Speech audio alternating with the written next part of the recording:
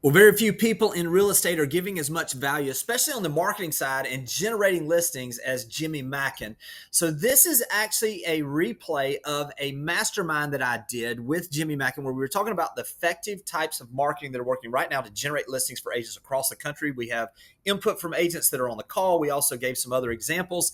Listen, if you'd like to be a part of this, I do these masterminds every single Friday. If you'd like to be a part of these, down below in the description of this video, I'm going to have a link where you can sign up to receive invites to those.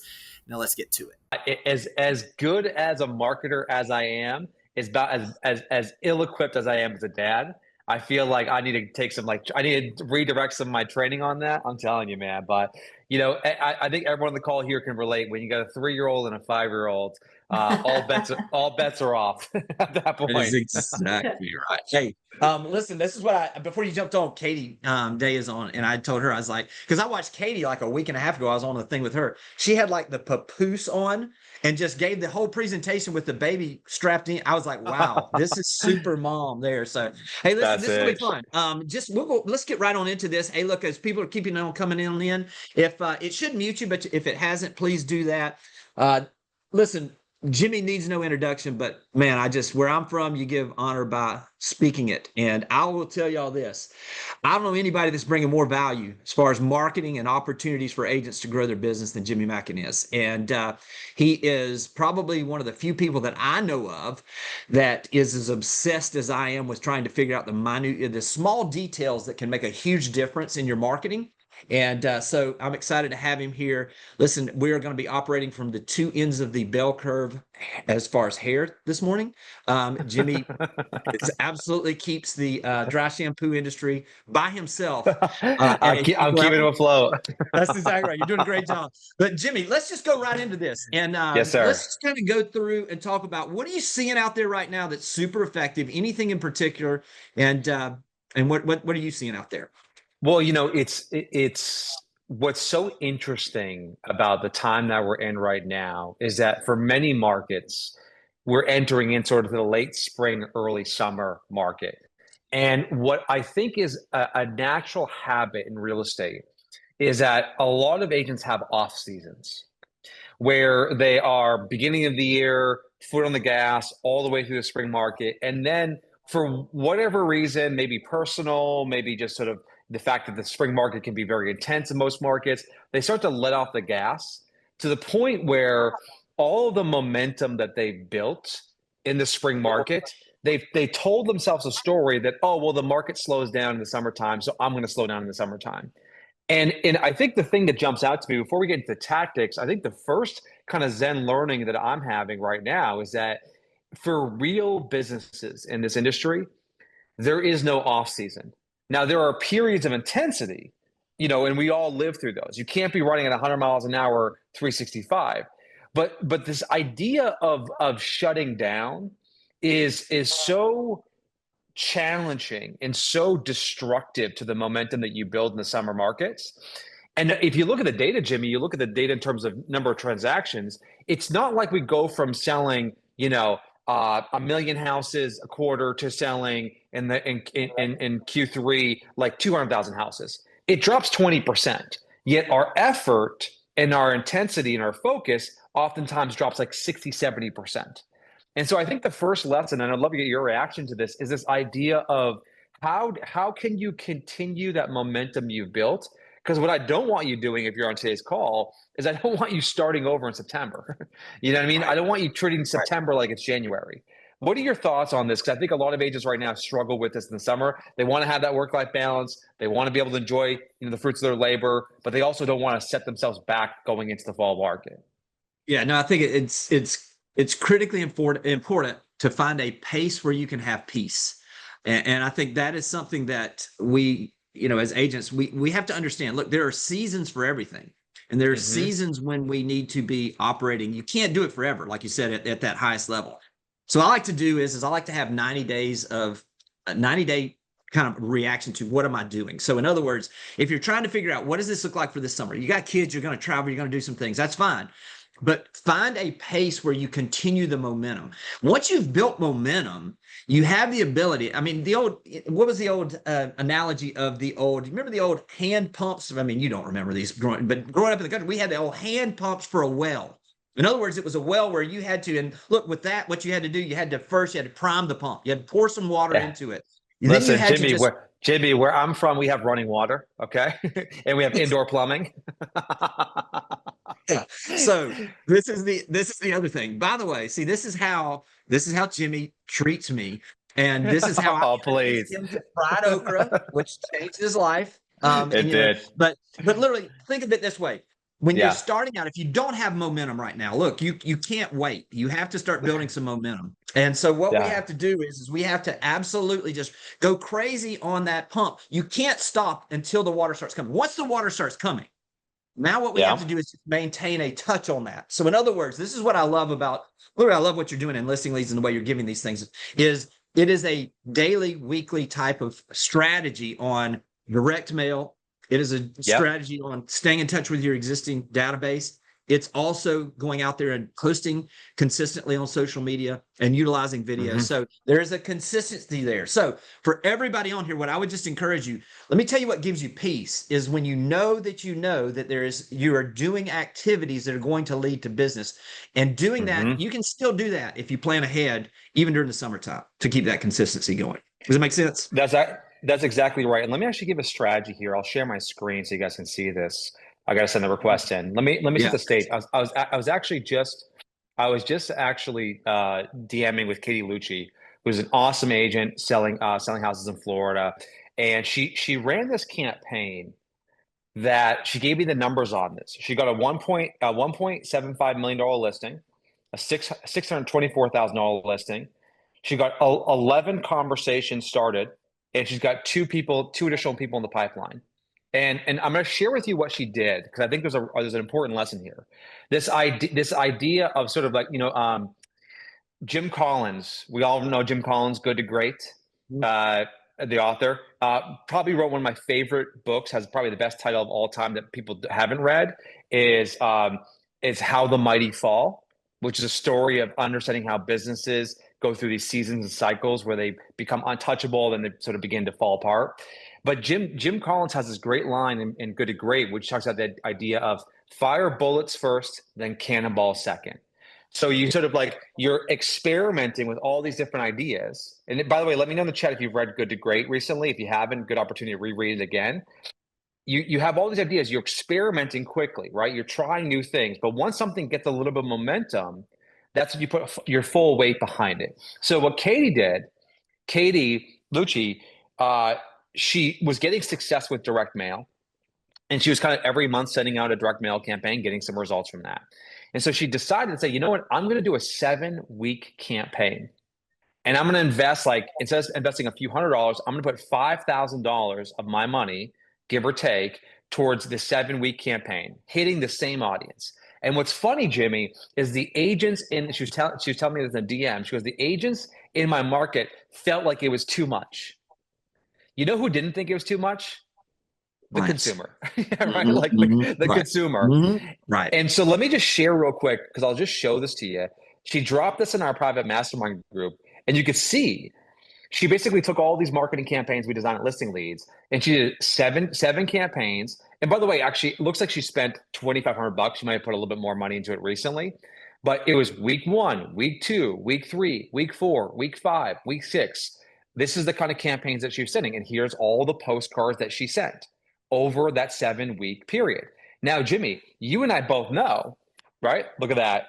Hold that postcard up, Julie. That's awesome, right?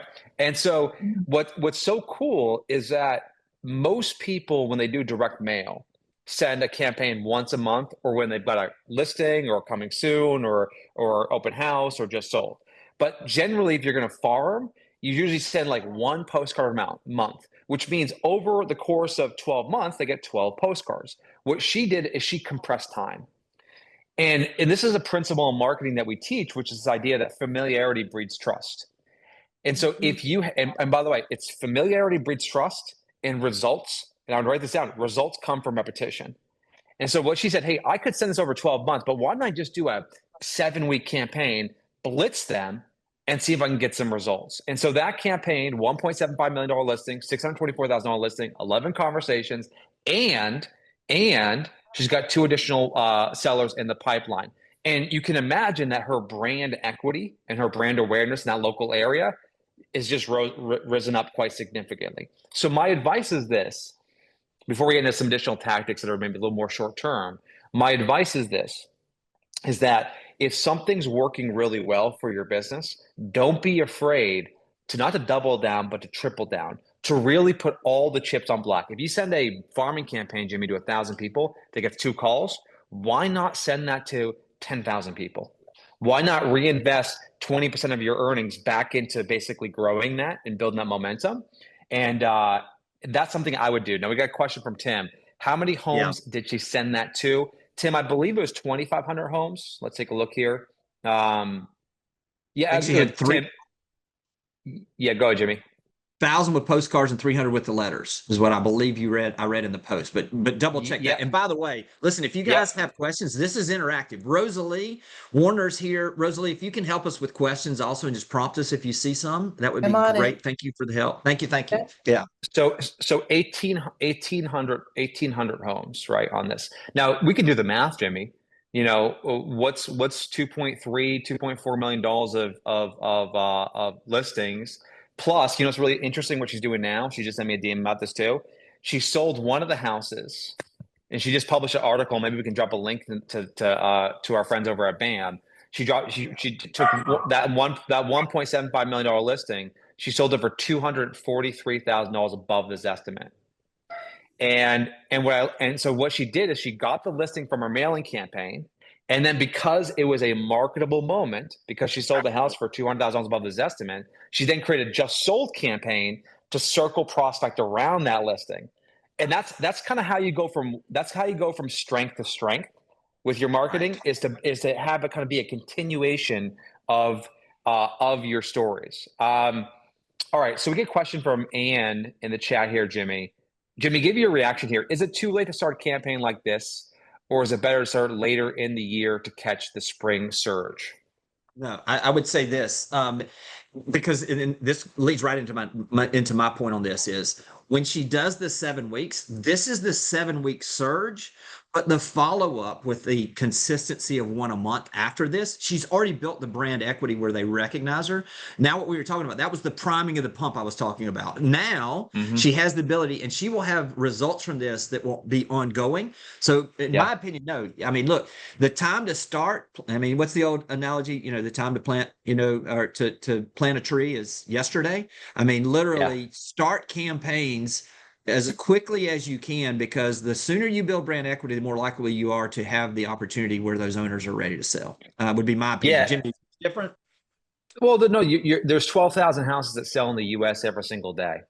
And sometimes it goes at 10,000, sometimes at 14,000. But this mentality of timing, like you just get, like, one thing I've observed, mentioned Katie Day earlier. Shout out to our friend Katie Day. She took her social media account. She blew that thing up to now, I think, 20,000 followers. I'm now nervous because I think she's going to surpass me in the next 6 months. So I really have to step my game up. But what's interesting, because I'll never hear the end of it if she has more followers on Instagram than I do. What's interesting though is that there is this kind of moment in time where you realize, like, there is never going to be a perfect time. And there's there's also never going to be, this is something we've learned from marketing. It's probably the most frustrating thing about marketing is that the results are unpredictable. So the effort has to be predictable. The effort has to be consistent, meaning that you can send a postcards out for 3 weeks straight, get nothing back, and say, "Oh, I'm not going to do this anymore." And the 4th week, you get 4 listings. I mean, so that mentality, you have to have a little bit more of, like, I think, more of an annual approach to marketing, and not necessarily a weekly approach to marketing, which is, hey, I want to send out 50 emails to my database this year. I want to send out, let's say 15, 20 postcards this year. I want to post 70 to 100 times on social media. I want to have, like, think about from that perspective, not so much the idea of, like, hey, like, can I get an ROI tomorrow is the point. Correct. Yeah. Hey, Jimmy, listen, and I would say, a couple people have asked, And that is, do you have a recommendation on how they're sending these out? Are they using a mailing service, a marketing service? What are they using to do that kind of marketing? Yeah, I think Dan dropped in the chat, or Damon, excuse me, dropped in the chat, the Every Door Direct. I mean, listen, there's Espresso Agent, there's RedX, there's Every Door Direct. There is, everyone's got their own flavor there. One that I like is Lob. If you start to send a lot of mails, lob.com, lob.com. Where you can get your list from, Jimmy, there's like PropStream, right, is a great Right. service.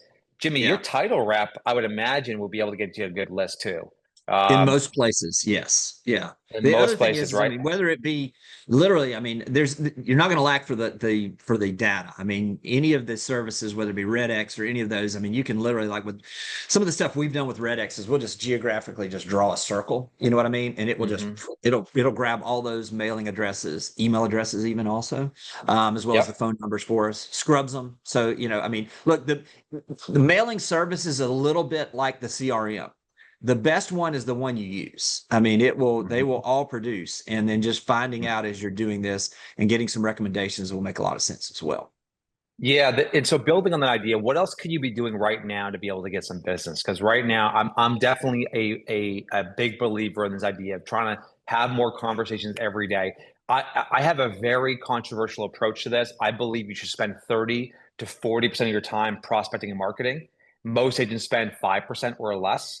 And I just believe like the agents who I see really winning right now, they just make an outsized effort in this space. Let me give you an example of this.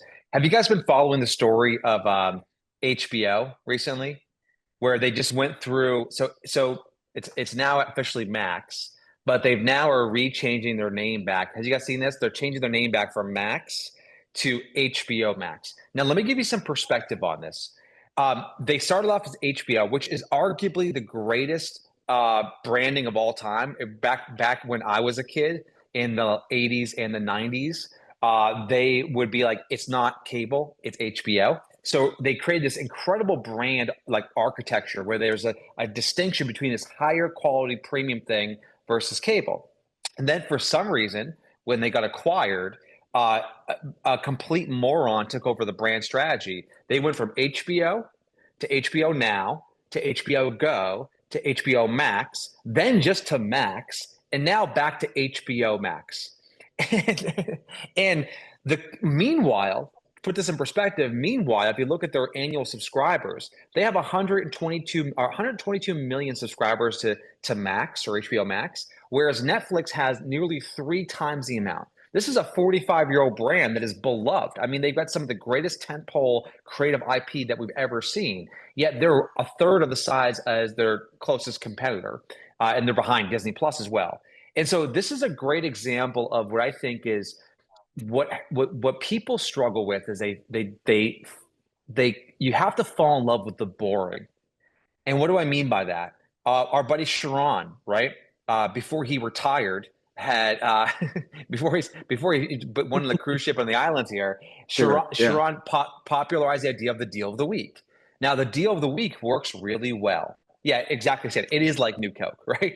The deal of the week, but like Stan, but worse. The deal of the week is an incredibly effective tactic. You probably have heard him say it. You probably have done it once. But if you do it consistently, it builds up a massive pipeline of qualified buyers who are high intent. You can parlay that into a magic buyer letter campaign, which again is wildly effective. You've probably heard it, you've probably done it, but are you doing it consistently? And so what I think is important here, Jimmy, when I think about these brand stories and these sort of missteps these large organizations make, is that it's fall in love with the boring stuff that works and just make that part of your SOP, deal of the week, magic buyer letter, expired marketing, farming, right? These are things that we know work, and we just get distracted from the work, or we get bored, frankly, and we stop doing them. And I think actually in the chat, let me know in the chat, what is a campaign, and I want Jimmy to react to this, but what is a campaign that you've done in the past that has worked that you've stopped doing? Think about Yeah. that for a second. Yeah. Campaign or a marketing strategy you've done in the past, right? That worked that you have stopped doing. What are your thoughts there, Jimmy? Yeah, and listen, Jimmy, I'd love for you to share your screen and show some folks some examples of the magic buyer letter and some of those Oh, things, sure. as Yeah. well as I've got a few examples as well of some of those things, how we're doing them digitally. But as far as the things that work, it is the foundational things. It is using those marketable moments for direct mail. It is Hmm. talking about the story. Hey, listen, you taught this a little while back, Jimmy, and I don't know if people can see but this is that. Did you hear about your neighbor that I shared this with a lot of people? But basically, this Yeah. was a little bit of a spin on the just sold campaign, doing it a little differently. Hmm. And I think those things, obviously, telling the story and making the prospect, or in this case, the people in the process, the hero, as Sharon has said, I think makes a lot Yeah. of sense. But hey, if you don't mind, let's go into the golden letter or the buyer letter, the buyer, because this to me is the most effective thing people can do right now to be able to Yeah. generate some listing opportunities. The cool thing, I'll give some context here. So just for everyone's perspective, the strategy here is really simple. It is you have a high quality, high intent buyer who can't find a listing. That's step one. If you have one of those individuals, then you have to say, let me go make a list of off-market listings that meet that buyer's criteria, and let me reach out to those folks to tell them that, hey, I've got someone who might be interested. That's when we call the golden letter, the magic buyer letter. That's what we're referring to. Now, the cool thing is there are now many flavors of this. There's the magic buyer letter, which is sort of the old school one that's like just prospecting to a couple hundred houses. Our buddy, out of Kansas City, Jeremy Applebaum, Yeah. sent out, I think it was like maybe like 100 or 86 letters and got like 4 or 5 appointments from it. So it's a wildly effective tactic. Then there's the open house magic buyer letter. And then I'll cover the silver tsunami here in a second. But what you're looking at right now, this exact letter got Trey 2 listings. And what's so smart about this, and by the way, no one does this. No one does this. Massive opportunity. Shout out to our guy, Trey. Trey held an open house or several open houses for his listing that weekend. He had a bunch of people come through. And because only one person could get that listing or buy that house, he decided to take those people who came through and use them as a vehicle to start more conversations. So there's a couple things he does in this letter that are worth kind of unpacking, which is number one, I know we haven't met in person yet, but I thought you should know this. Incredibly effective opening line. And the reason why this is so effective, because you say something that's true that you both can agree upon. We call it a mutually agreeable fact in the book, exactly what to say for real estate agents. This past weekend, we held a couple open houses and we saw 7 people come through. So what he's doing here is he's subconsciously saying, this is sort of the technique here, is this is the reason why we are reaching out. And the way to think about marketing is there's 3 things to think about marketing when it talks about getting results. It's this is about to happen. This just happened. And number 3 is this thing just happened and it's going to expire. Meaning, hey, like we just got this listing and it's going to be available in the private market for 24 hours before everyone else can see it on Zillow. This just happened. This is about to happen. Or, hey, this is happening and it's about to expire. So you create some scarcity. And he gives a little bit of detail. Hey, we reviewed some of the offers.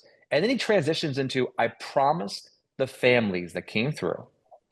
So it's now less sales, more customer service, that I would follow up with the neighbors to see if anyone was in their forever home or considering moving out of the neighborhood. And then he goes on to say, listen, if this letter is your forever home, throw it in the trash. Everyone's saying amazing things about community. Like, I don't blame you for staying. That's called priming in marketing, which is you're getting them kind of in a good mood. You're complimenting them about, themselves before you have your offer. And now the last technique here, hey, I may have a buyer. All I need is a quick text letting me know you might be, what you've updated in the home, and I can whip up an updated value. Let me know. Happy to share the details with you. There's a technique in marketing that I always advise people to do, which is make the first step a small step. Whatever your call to action is, whatever your offer is, whatever the thing you want the customer to do, open, click, reply, text, email, right? Opt in, whatever that is. try to make that first step a really small step. And what I find, Jimmy, the biggest mistake people make when it comes to these campaigns is the biggest mistake they make is they have multiple messages and multiple calls to action. Hey, here are 3 or 4 different things that are happening that you should be aware of. And oh, by the way, scan this QR code, text this number, visit me on Facebook, make sure you watch this video about me on my Instagram profile. And it just dilutes the impact of the marketing message. So I think the magic buyer letter is an insanely effective tactic. If Jimmy and I were the CMOs of your organizations, we would force people to send out 50 to 100 of these every week.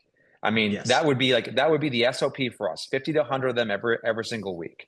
Any questions on this? I know that was a lot to cover, Hey, but I want to make sure we dive into details. Rosalie, as you see the questions come in, let us know. I want to share my screen real quick, and let me know that you can see this. Can you see this, Jimmy? On my screen Yeah, now? we can.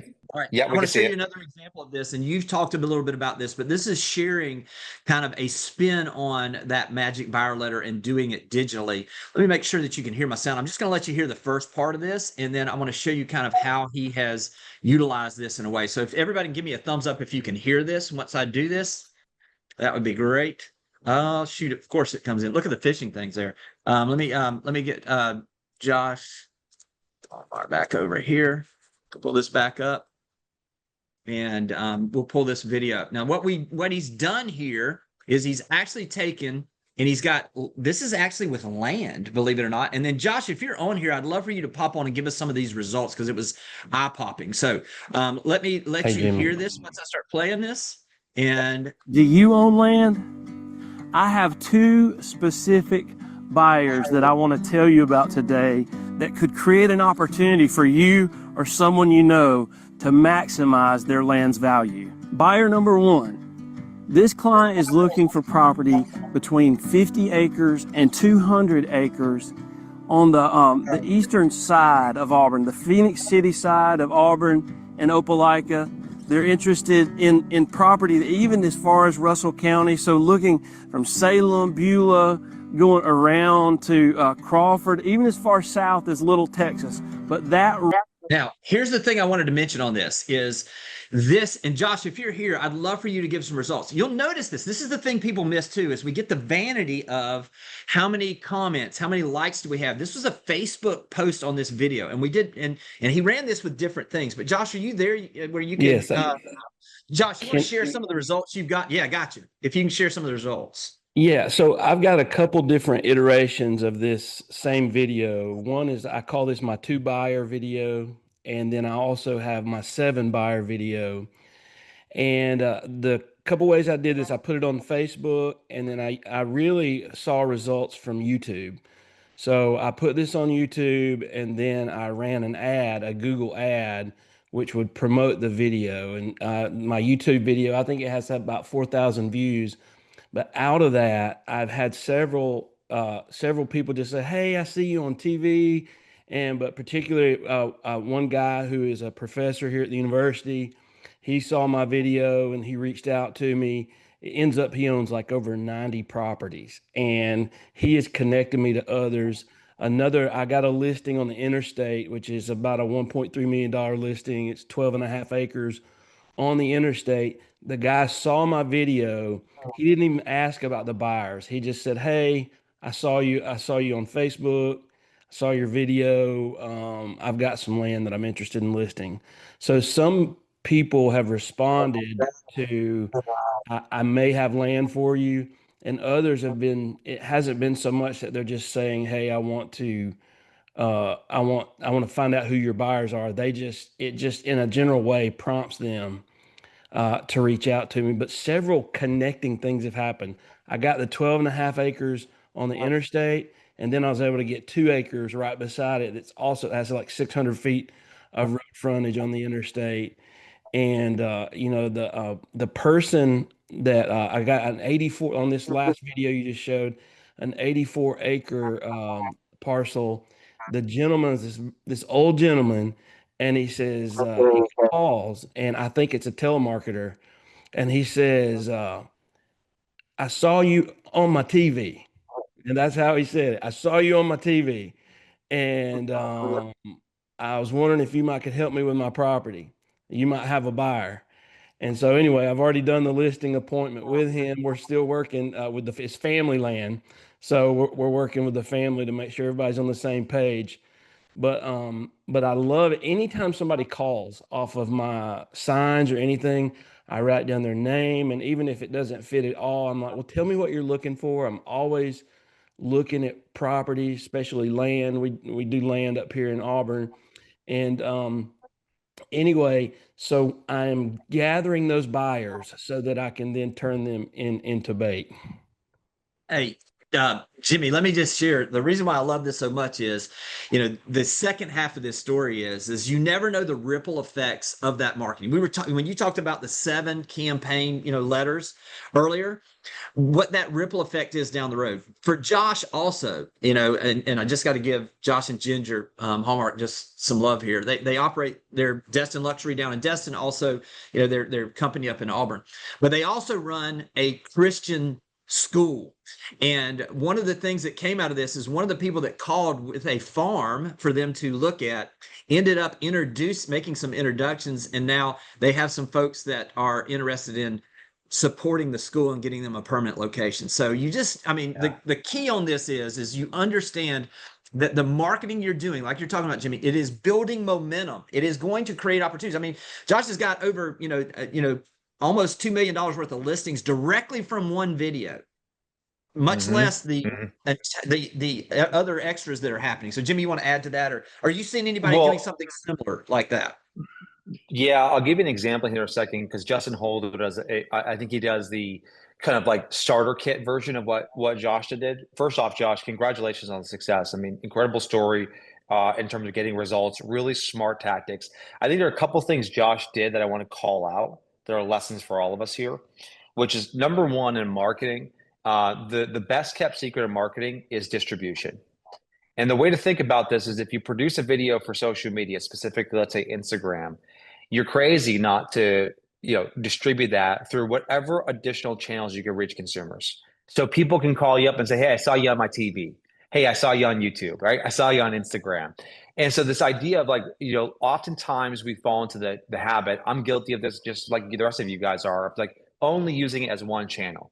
Now let me stretch your thinking on this a little bit, which is if I was in Josh's case, and maybe Josh already did this, but if I shot a video on YouTube that was about these buyers, I would then go to my email list and I would send an entire email linking them back to YouTube saying, hey, I just shot this video on YouTube. It's getting lots of attention. Here's a link to go check it out. I think, this might not be for you, but right, like I want to make sure that you're aware of what's going on. And so I think what's really smart is to use your kind of like tentpole marketing, to use it through your other distribution channels. So if a video is on YouTube, it should go on Instagram, it should go on TikTok, it should go on LinkedIn, it should go on Facebook. But then also you have additional communication channels, such as direct mail, such as email, such as prospecting. Why wouldn't, right, Josh turn the corner, get a list of the 100 people in his database most engaged, and just send a quick text message? Hey, I just posted this on YouTube. It's getting lots of attention. I want to make sure you saw it.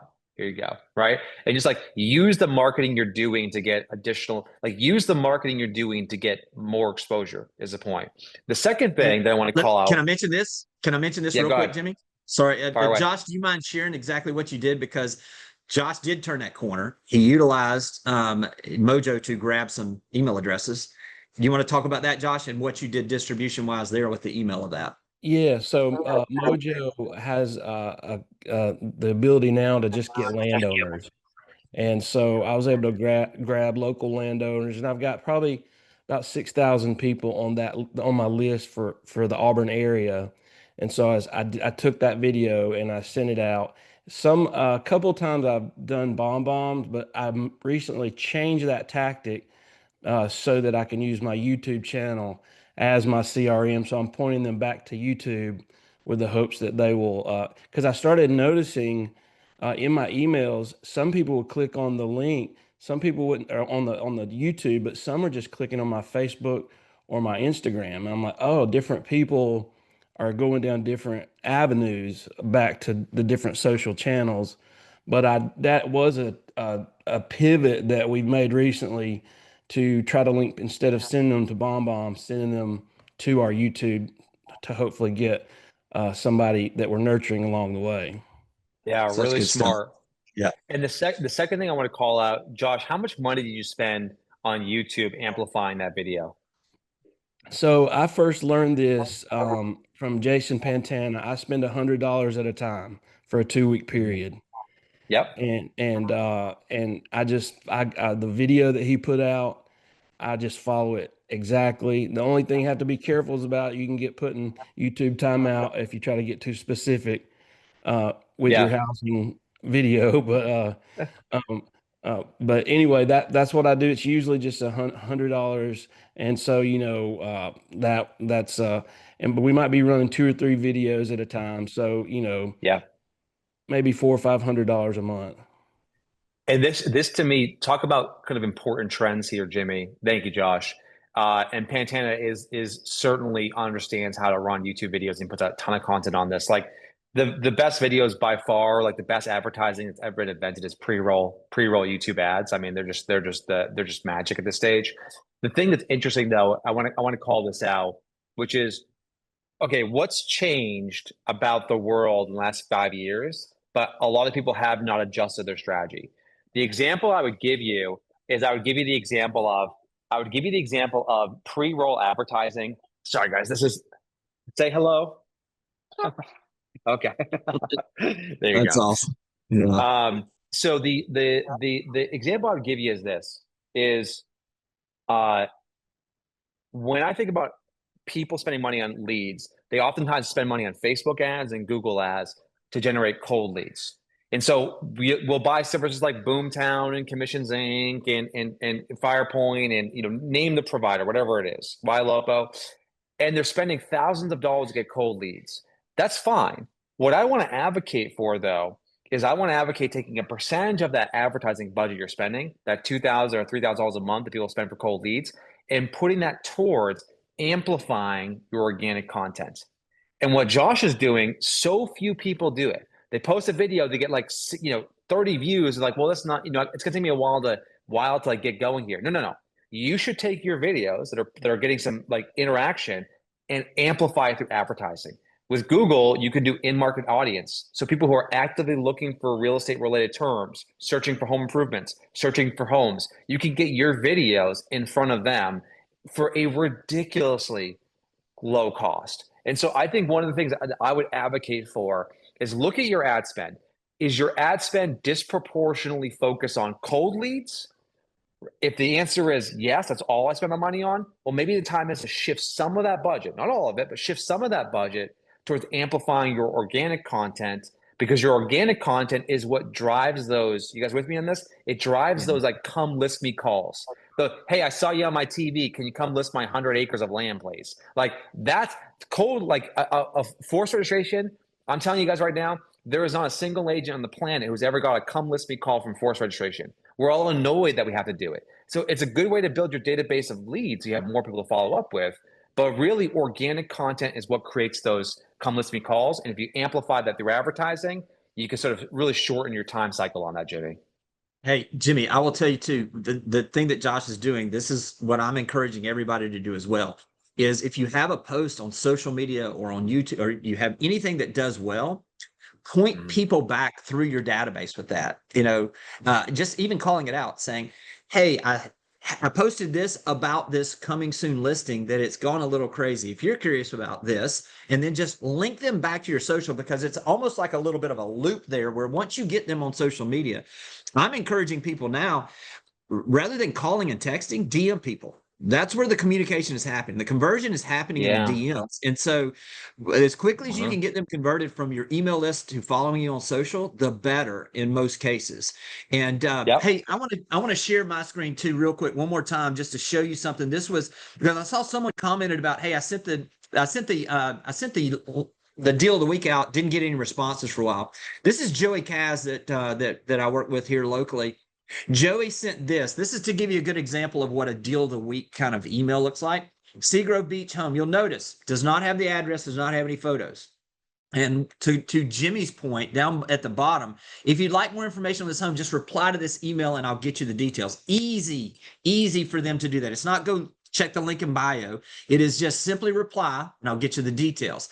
Now, he also had sent these out for a couple months and he's like, man, am I doing this wrong? I didn't get any results. I said, keep staying consistent with this. You'll notice this is the response he got. And this is a $2.45 million. And this is someone who has never responded to him that was a cold lead that had come into his database from an ad spend. I'm interested. Send me more info. They raised their hands and said, I'm a buyer potentially for a $2.45 million. So what I would just encourage you is trust the process. If you're not getting results with sending this deal of the week out, notice the type of listings you're sending. Maybe you should be rotating to a lower price point, a mid price point, a condo, a house. See what your database responds to because every database is different. And by doing so, you're giving that opportunity. Jimmy, you're muted, but I would love for you to jump in on this because yeah, you're spot on, which is if we play a drink game where each of us say the word Jimmy, I think everyone would be blacked out right now at this point. But the thought that comes to my mind is there is an opportunity right now that I think it's hiding in plain sight that we're not taking advantage of. So I agree with everything you just said about this idea of like detaching yourself from the outcomes and just kind of staying consistent with it. But let's talk about the sort of opportunity that I think is hiding in plain sight that not nearly enough people are talking about, thinking about, and it's costing us, I think, a lot of opportunities. Right now, this is a study done by Bright Data, which is an MLS. They found that 6% of homeowners over the age of 60 were planning on selling this year. They refer to this cohort of customers as the silver tsunami. And when you look at the silver tsunami represents over 53% of all sales in the US. And so you've got basically this group of individuals who have more or less are saying this is the vast majority of sellers.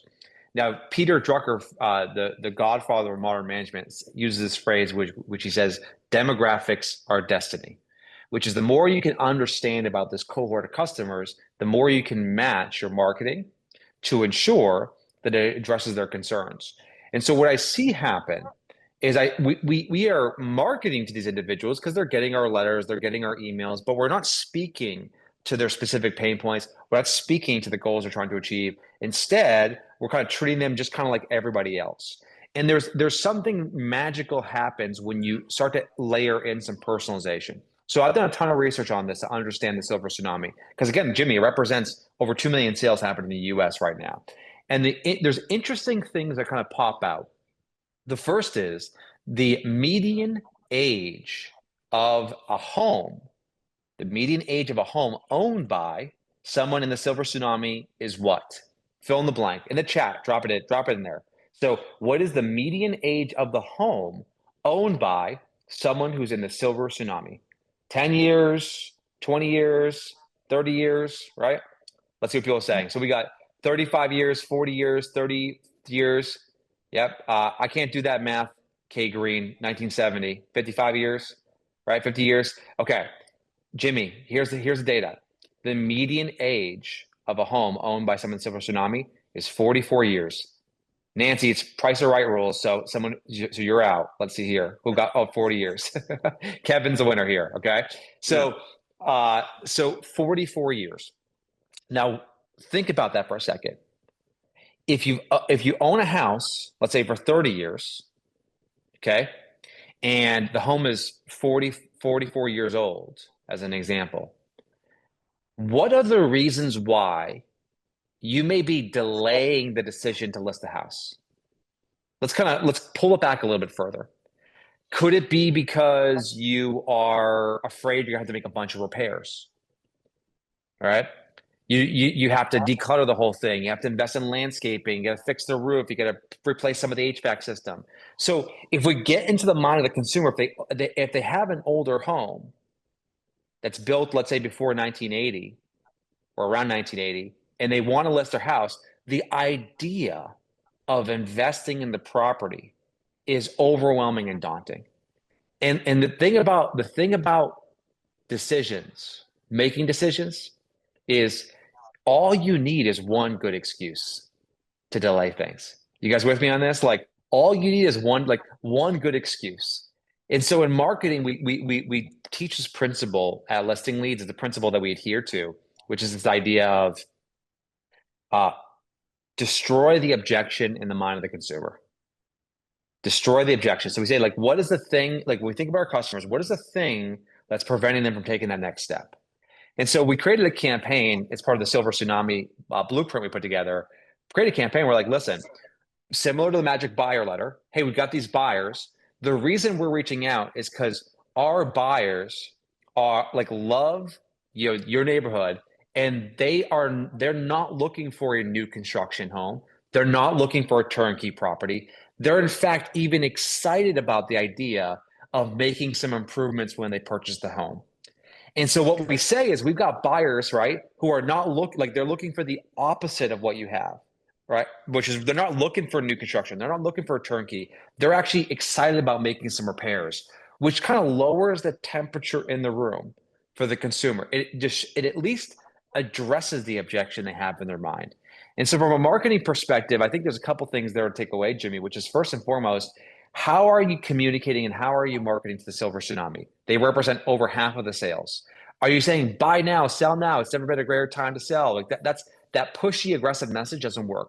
The second thing is these individuals, if you think about, and this is what we should think about the research, because marketing is code for research. That's really what marketing is. Marketing is doing research, understanding the customers, understanding their pain points, understanding their problems. Well, these individuals, I think the data was, Jimmy, over 60% of them are concerned about outliving their retirement. So they built up a nest egg, they got some income. They're so concerned about outliving their retirement. So they're not looking to win big, they're looking to avoid a mistake.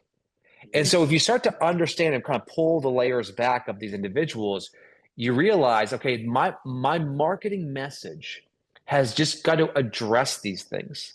If I want to start more conversations, get more listings.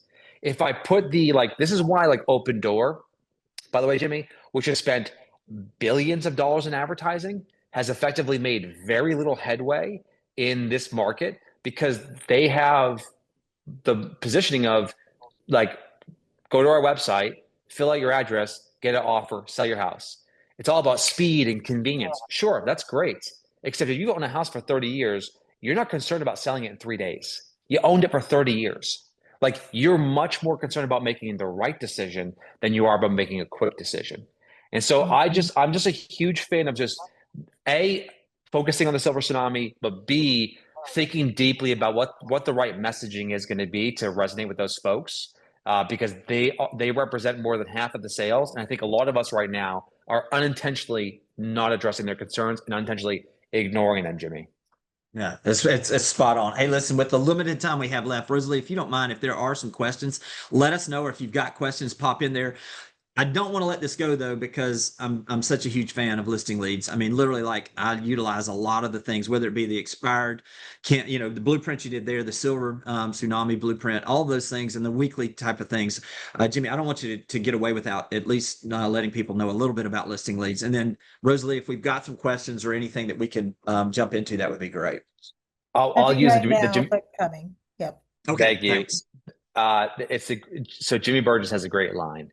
He says, when it's probably my favorite call to action ever, and I think we should all use it, which he says, hey, when he's talking to a prospect, talking to someone in his SOI, he'll use the script, hey, I would be the world's worst realtor, or I would be terrible at my job if I didn't ask. Would you consider selling a house if you got a great offer? And I think it's I mean, the thing about marketing and sales is you have to, we work with people and people buy from people. And I think this idea of using language like that really, really makes a huge, huge difference in your ability to drive results. So at Listing Leads, we are just obsessed. I mean, we are literally obsessed with the idea of helping people generate their own listings without having to pay 25%, 35%, 40% referral fees. We obsess, as you can probably tell just by the last hour or so with us, we obsess over the idea of how do we help people send the right emails, mail the right postcards, post the right things on social media, and then how do we organize in a way that's really easy to understand. which is, you know, our promise to our customers is every day you're going to wake up and you're going to have something you can do to get more customers. That's what we do. And so what we do at Listing Leads, you can see here, we organize everything into, you know, the day of the week. This is what you do on Monday. This is what you do on Tuesday. This is what you do on Wednesday. And we just publish these plans. And they're creative. They're battle tested. They're strategies that we know work. And our goal is to help our clients, because our clients are busy, Jimmy. I mean, we have 4,000 members of Listing Leads right now. We launched it now 15 months ago. Our clients are busy. They don't have 3 hours spent on marketing every day. They're out there, they're doing their job, they're meeting with customers. So we try to, hey, can we make this like a 20 to 30-minute task for them every day? The good news is that we do offer a free trial. So for those of you who want to get more information about this, I'll drop the link in the chat, Jimmy. You guys can sign up. I'll give it to you, Jimmy. Yeah. There you go. Sign for a free trial, give it a test spin. My only advice is this. And we got some questions coming in here, is make sure that you join our private mastermind group, because I'm in there every day interacting with our community. So join a private mastermind group and sign up. We do a weekly training just to get you onboarded. Sign up for the weekly training. So sign up for a free trial, 7 days. It's $139 a month after that, Jimmy. So it's, you know, we're not charging you thousands of dollars a month for our services. $139 a month. I am confident we will help you get results, but I want to make sure that we're the right fit for you. Join the mastermind group, sign up for the training. That will put you in the best position to get off the ground very quickly and start getting results. So on that note, some Jimmy, Q&A we have here. a question. We have a question. Yes. What are your thoughts on door knocking as an effective approach to this strategy? Go ahead, Jimmy. Yeah. I would say I'm a fan of it. Look, obviously be smart. I mean, you know, don't do it in certain neighborhoods. But from that perspective, go in with a place of service, and you want to have something like Jimmy's talking about, in my opinion, a marketable moment. I'm not a huge fan of the market update type of door knocking.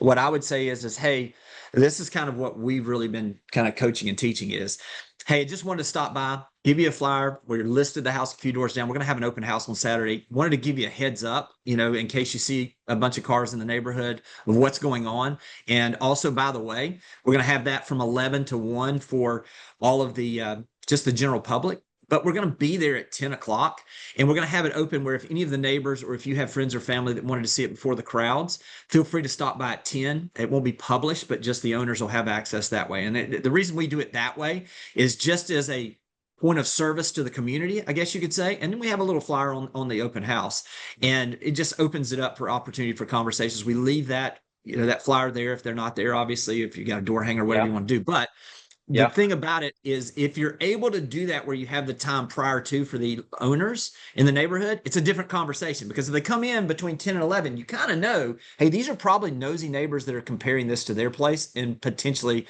an additional listing. So that's kind of my thoughts on that. Jimmy, I don't know if you've got any different on kind of door knocking or what your thoughts are. Well, let me give you an example of a campaign. So I love the idea. Remember what we talked about earlier, this idea of this just happened, this is about to happen, and this happened, and it's going to expire. So I love the idea of what we call sort of an appointment equity update letter that can be sort of the thing you send before you door knock, which this is my buddy Steve who sent this letter out, and he goes, "Hey neighbor, I recently completed a home value update for one of your neighbors. It turns out they gained 38,000 in the last 2 years. You live in a highly desirable neighborhood, which is why X homes have sold in the last few months. To find out how much your home value has increased, text me, here's my address." And so the reason I share this is if you have an open house for a listing, you should mail all the neighbors, like, hey, Jimmy, I'm going to be in the area. The reason I'm reaching out is actually just hosting an open house, and we did an equity update for this client. As part of that process, they get a ton of equity. If you'd like me to swing by and drop off a home value report for your home, happy to do so. I'm already going to be in the area, right? Like, so I just love this idea. Like, think about every time you take a listing, an appointment or a listing or an open house, there's an opportunity to turn that into 2 or 3 more customers. You just have to have the right process around that and the right campaign around that. So I'm a fan of door knocking. As Jimmy said, I love his script on that. I would also look at, you know, having an intern, right? It's a summer months. Many of us have like teenage kids, just like dropping some of these letters off to let people know, hey, we're going to be in your area. Let's turn every customer into 2 or 3 more opportunities every time.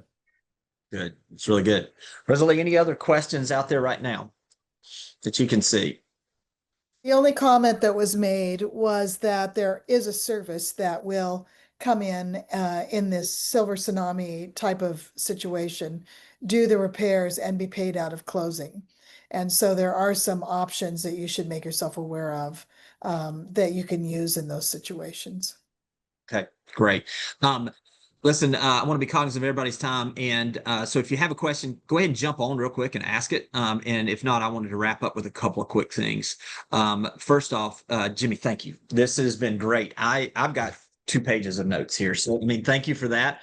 And this has been a long time coming for us. I know you've been running, I've been running. So great to catch back up a little bit more. And also, I want to just encourage people to just check listing leads out. It's probably something that I reference at least 2 or 3 times a week. I'm checking on things and seeing what Jimmy's putting out new and fresh and those things. If you're not following Jimmy, make sure you do that. Also, Josh and Ginger, if y'all don't mind, put in the comments y'all's Facebook and also the Instagram if you don't mind, so people can see examples of this instead of just having this. If you don't mind, just put that in there. And if you guys are curious, I mean, following them would probably make a lot of sense because they're going to continue to be testing these things as we're working on some of those things together. So, Jimmy, anything you want to say in closing and encouragement to people that are out there? We're in separation season, Jimmy. That's the bottom line right now. I mean, like, listen, we all want to go to the beach. We all want to be able to enjoy ourselves. Just don't let that, like, when you are working, which might be, let's say, 20 hours a week or whatever that looks like going into summer months, just turn that intensity up. I mean, that's all you got to do right now. We all know we can accomplish a lot when we are focused and driven and disciplined. I just want everyone on this call to maintain that momentum they've got built in the spring market, because this market is going to be unforgiving. And this market is, we're always, 1 or 2, bad news cycles away from everything feeling it's frozen. So you got to take full advantage of what you got right now. Stay aggressive, keep that intensity up, and keep that momentum going. That's my advice. Hey, Jimmy, as always, great to see you, man. Thank you so much for inviting me to be part of today's session. Hopefully this is valuable, everyone. I'm around if you need me. Follow me on Instagram. Happy to answer questions there. Thanks, everyone. Great. Thanks, everybody. I'll hang around if anybody's got additional questions, but appreciate everybody being here. Hey, next week, David Childers will be on in case you're going to be around next week. And he's going to be talking about what to expect in the second half of the year. So we'll see you guys next Friday. Thanks for watching the video. I specifically chose the video below for you because it builds on the one you just watched. I hope it's helpful, and I'll talk to you soon.